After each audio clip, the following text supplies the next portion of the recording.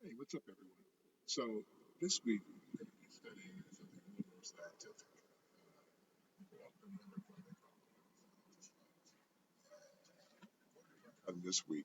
The reason why, and even though we're taking a class that's called comparative politics, you get to understand basically the process by how the things we look at when we compare.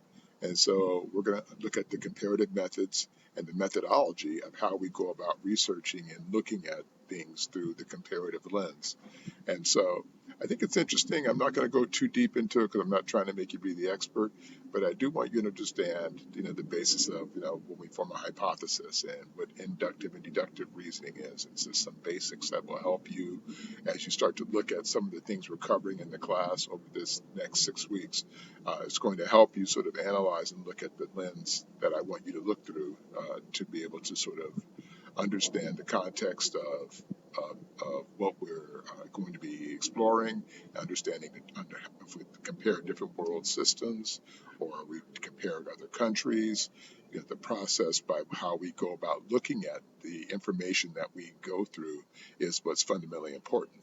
So with that, I want to jump into, and I'm going to use the PowerPoints in this segment so that we can take a look there and sort of understand through the lenses that are presented some of the things that I think are really relevant to you, for you, to the class. Okay. All right. So let's jump into this. So in this chapter 2, so really to go about trying to again uh, associate the comparative method and research methodologies that we use to approach comparative politics. And with that, I think you find it to be really sort of quite, what's the word I want to use? Engaging, but also provocative in terms of how we go about ascertaining the uh, the nuance and detail by which we uh, look at and the lenses that we look through to be able to sort of address the things that we see when confronting and dealing with comparative system. Uh, so in that, of course, we already know obviously what political science is and why it's a science, but there are some things about it that because it has to do with how we go about uh, analyzing the data that we look at through our political lens, which is what makes it a science and not just a politics, right, or government class. So the idea within the framework that there are four main components or characteristics of scientific research that are associated with political science. And the first one, as you can see here in our PowerPoint, is inference. And again, this has to do with, the conclusions that are drawn when things are observed. So or even the conclusions that are based on things that are unobserved. So things that you've seen or unseen that you draw conclusions from that provide information. So that's what inference is. So you infer something, you infer a thought, you draw an opinion or a conclusion about something based on either information you've seen that's empirical or historical, or something that you might just have a feeling about. Uh, there's also a procedural process for scientific research.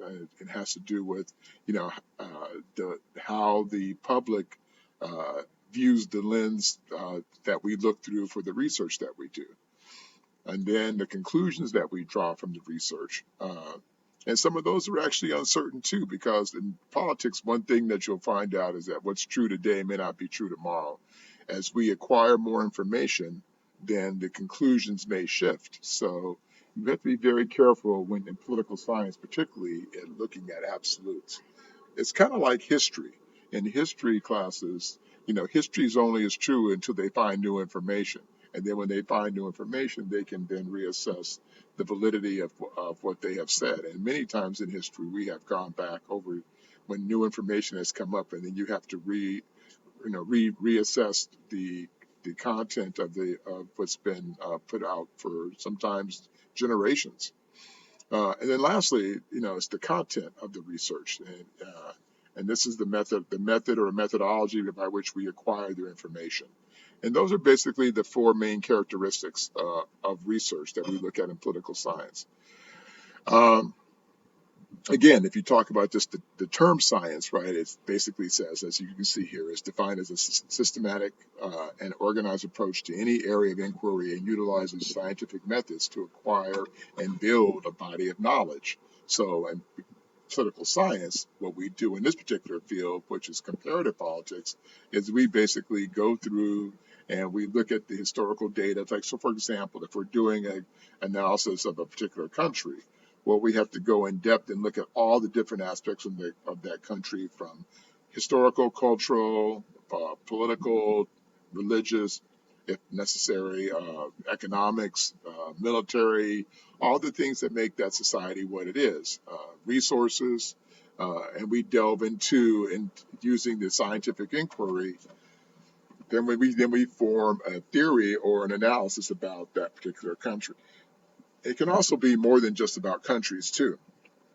The research can be based on various aspects dealing with issues like democracy or socialism or an aristocracy or authoritarianism. So whatever the case may be, we can take and do a study. Take in this case, looking at various countries that either operate as democratic systems or those that operate in like authoritarian systems, and then we do a deep dive and analysis on those respective countries. So, and under scientific method, these are some of the basics aspects or components that they call them, that we sort of analyze. And so we have to first come up with a question or ask the question, and then we have to have some observation, like what data have we looked at already, based on that led us to the question, for example. And then we have to develop a hypothesis, and then we have to test the hypothesis. Is what we actually are looking at. Is there testable or quantifiable information, that we can ascertain or deduct in terms of the outcome. And then after we analyze the various outcomes that may manifest themselves, then we have to report the findings. And this is the same for almost any scientific method, whether you're talking about political science or any other aspect. It's basically the process by which how we gain knowledge about the field or the area that we're trying to look at or analyze. And then you can see here, this again, it goes into more of the process of procedural steps. And you can see here, we start off with the research question, and then we get into the review of the literature. So if we were doing a research question on the American Revolution, let's say, and then we'd have to go and look at the literature that's available from based on the people who were there on the ground during the Revolutionary War, for example, and what they wrote. Now, here's the other thing about that we have to recognize: whenever you're doing a deep dive into literature review, even if it's coming from first sources, meaning primary sources, people who were there writing, is that there's always implicit bias in the narrative. So even as we read today, what things that we have read about the various events in history, whether it be in our country or any other country, the reality is there's always a certain amount of bias in the data or the information. So you'd have to find it from multiple sources, and if you have multiple sources that are saying the same thing, then you can go, okay, this data, the literature review can lead us to develop a really solid hypothesis or theory, if you would. And that's what happens in step 3. And then, of course, step 4 is the testing of the hypothesis that we've developed. And then step 5 is, again, the analysis. So after you test it, you got to analyze the information and or go back and be able to develop a new hypothesis. Sometimes when you're doing research, sometimes the question that you ask or try to answer, you may find out that you have to go back and revise your hypothesis in order to be able to, with the new information that you've now gained. And then the last thing is, of course, reporting your findings. So now that you've done your deep dive, what have the findings told you? And sometimes you may find that in doing your own research, that you may come up with a different answer to the question that you may have once thought was actually the actual right answer. So, but that's always kind of fun too when you're doing a dive into the information. It's like being a detective. And so, when we talk about, in this notion of a research question must be falsifiable. Well, people say, well, what is falsible? Well, that just means that it has to be able to, it can actually logically contradict be contradicted through like actual empirical evidence or empirical testing. So if you look at the historical data or look at the information, then there has to be some sort of quantifiable information there that allows for us to say that this information is falsible. And then non-falsible, again, as you can see here, it basically says the question cannot be proven true or false under the present conditions, or particularly when it's a subjective question. Those things are very difficult to try to prove whether they're false or true.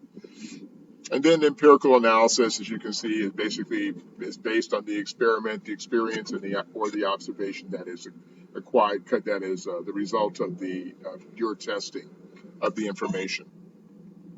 Again, this just goes through and talks about the literature review. And again, we've talked about if you were doing a part of a research paper or doing a research process, this is where you collect your information. And then, of course, the theory, is a statement that explains basically how the world works. It's basically your experiences and your observation about the information that you're putting together.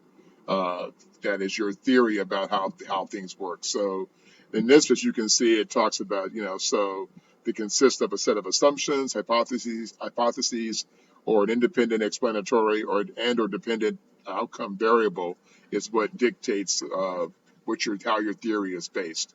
And the assumptions are statements that are basically what you presume about what you think the answer to the question is. What do you assume that is the outcome? So the hypothesis is basically a testable prediction. So if you hypothesize something, it's like you predict something, then we just basically say, okay, the prediction is there. You've developed your hypothesis. Now let's see if we can actually prove it. And that's what the hypothesis testing is. So once you get clear about what it is you're hypothesizing, that will give you a better response in terms of the outcome. If you're not good at that, if your hypothesis is vague, then it can lead to another outcome that may not be favorable because you didn't ask the right question, or the question was too broad for it to be theorized. And so you have to be very careful about how you set up your hypothetical statement.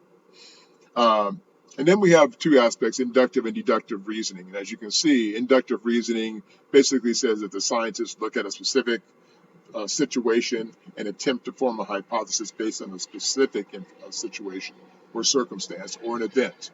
And then deductive is basically you're making an inference and then trying to test it to see if it's actually true.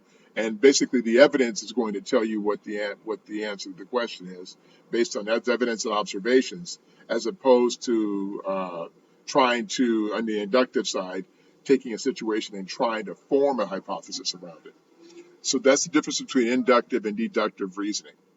I could go a lot deeper. I don't think I really want to.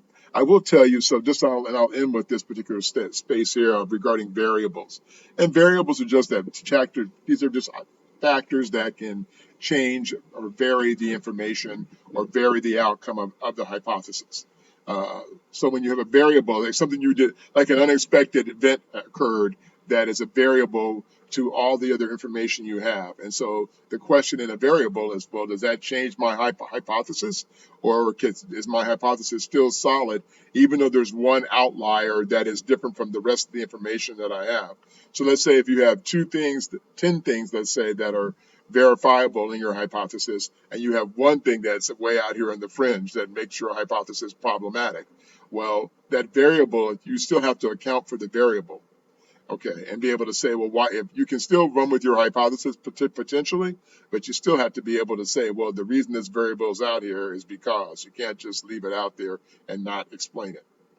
And by the way, like I said, we're using this for comparative, but it also applies across the board to any aspect of political science, all the different subfields, as well as to other sociology, history, all the other psychology. You can apply this method to any aspect of any course that you're really taking. Again, understanding independent variables, and these are they call them explanatory variables. Uh, and these basically are variables that are independent of the other variables, like I mentioned. And these are so they require you to take a separate study. And independent variables are outcome variables, and these are basically the assumed or the assumptions that are part of the variable. So things that we will assume that are based in fact, based on the values that are uh, going to depend on the changes in the independent variable. Uh, so if the independent variable doesn't change, then the outcome shouldn't change. Uh, so that's basically, and without going too much deeper than that, I don't really want to get you too mired in the weeds in this. I just really want you to sort of have a basic understanding. Feel free to peruse the rest of the PowerPoints, but I just wanted to kind of set it up for you so you really had kind of a basic understanding of sort of how hypotheses work and the things that are impact your hypotheses. Okay, that's really the crux of this particular chapter that I want you to look at. That's going to set up the rest of the things we're going to be looking at in the other chapters. So as long as you have a basic solid base, I'll be really happy with that of your understanding. Okay. All right. I think I've yacked enough on this. I think that anything else I go into is going to really muck up the waters a little bit. So I think I'm going to probably uh, stop it there. I will say here, I left it here on this last of 4 approaches to research. And again, there's an experimental method, the statistical method, comparative method, and then case studies. And those are basically when you do research across any field, the 4 primary approaches that we take to research. So, and with that, I think I'm going to stop and let you jump into the rest of this. All right. Thanks a lot, you guys. Hey, only 16 minutes and almost 17 minutes. Okay. Talk to you later.